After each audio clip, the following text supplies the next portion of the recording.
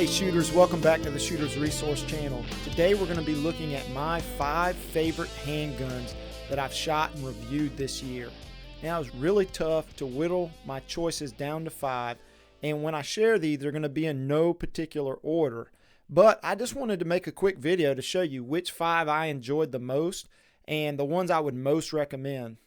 Now before we get into it, go ahead and take a second, hit that like and subscribe button, support the channel. Alright, first up we've got the H&K VP9 series.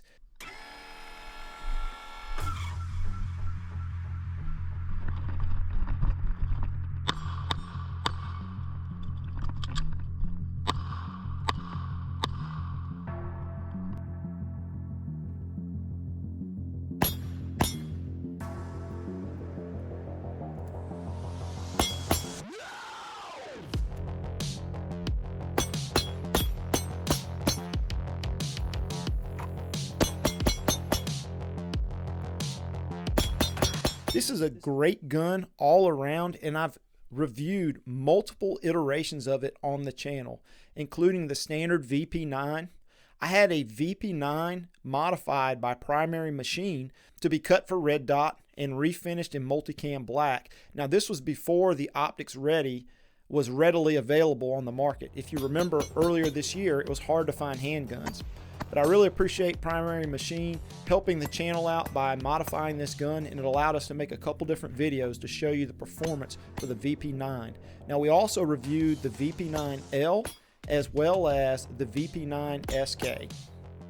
Some of the pros of the VP9 is definitely the trigger and the ergonomics. You hear a lot of folks really praise the VP9 trigger and say that it's probably one of the best striker fired triggers. The ergonomics, I will say H&K has always been great at ergonomics, but their VP9 and P30 series really took it to another level. When it comes to cons, one of the things I wish they did on the VP9 was, instead of only offering the 17 round grip size or full size grip, which fits well in my hand, I wish they would have come out with a 15 round version that's closer to the grip size of the Glock 19 and just offered the 17 round magazines as well. But that's just a personal preference. I would say another con is this gun is overall a solid performer, very easy to shoot, and I shoot it very well. But for whatever reason, it's just not the best performer out of the group. Next up, I want to touch on a gun that really blew the market away this year, the Staccato C2 Duo.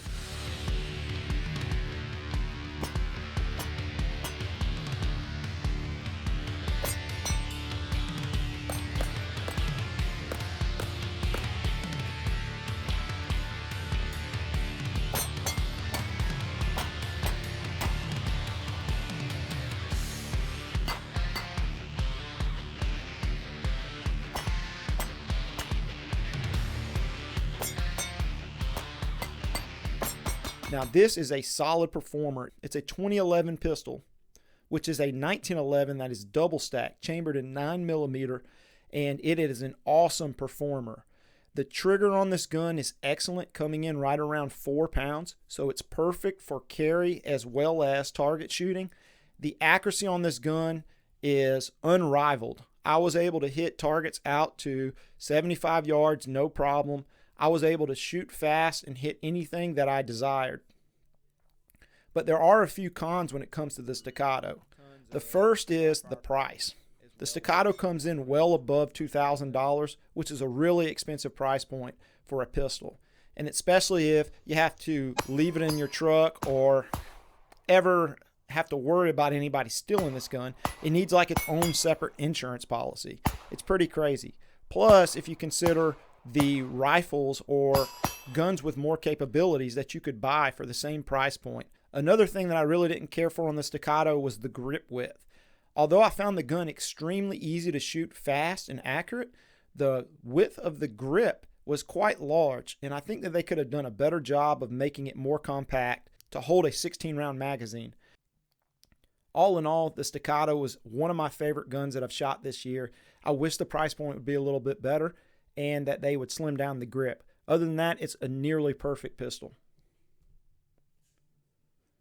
Next up, I want to talk about one of the staples in my collection. It's the CZ-P01. You've seen it appear several times on the channel in comparison videos, and I've got a couple reviews of it as well.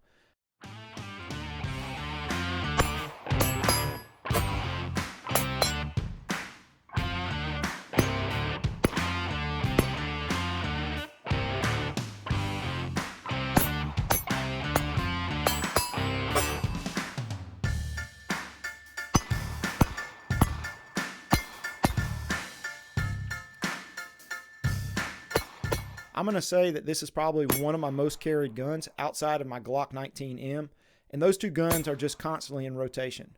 What I really like about the gun is the price point is super low. I got this gun for just over 500 bucks. I think it was $529, and I really like the single action, double action trigger for carry. There's a lot of debate on the internet on if whether or not that's great, but for me it really works, and I can shoot this gun extremely well. Now, when you look at the trigger specs on paper, there's nothing that's really impressive about it, but I find that the gun points really well because of the ergonomics, and if I want to hit a target, I have no problem doing it, even when shooting fast. One of the cons that you hear a lot about the CZ metal guns is the trigger springs. A lot of folks say that the trigger reset spring will break on some of these. I would imagine that happens more often on the competitive guns. I haven't had any problems out of my P01. However, it does have the Omega trigger system, and I have seen a lot of reviews where people have complained about it. It's something that I'll continue to watch for, but it's still a gun that I bet my life on. Now, what good is a top 5 list without having a 1911 on it? One of my favorite guns that I bought this year was the Wesson A2.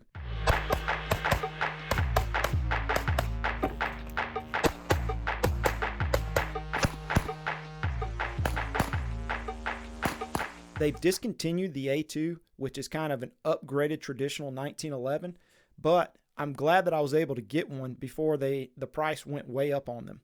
I actually got this gun at a reasonable price, a few $100s under MSRP, so I was really happy to close out a late night gun broker auction to land that deal. There's some great pros on the Wesson, like the trigger. The trigger on this gun is just amazing. It's by far the best trigger that I have out of all of my pistols, and what's awesome also about the Wesson is it's ultra reliable. A lot of folks say that you need at least a 250 round break-in period for a nice 1911. However, this gun has been well into 1,000 rounds, and I've never had a problem out of it.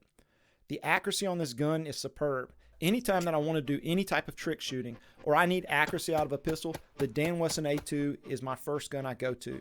And that's even when I've got other great guns like the Staccato or the CZ Shadow, which both are really accurate pistols. But I find the Wesson 1911 is much easier to shoot accurately, and again, it's just my go-to for accuracy.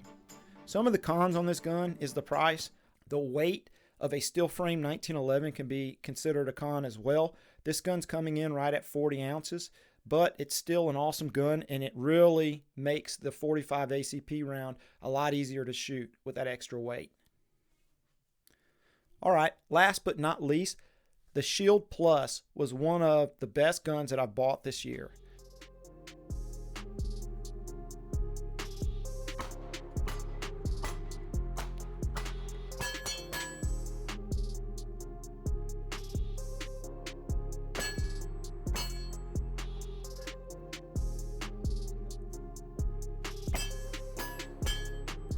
It was inexpensive. I believe I was able to pick up the 4-inch performance version for just under 600 bucks, maybe a little over after tax.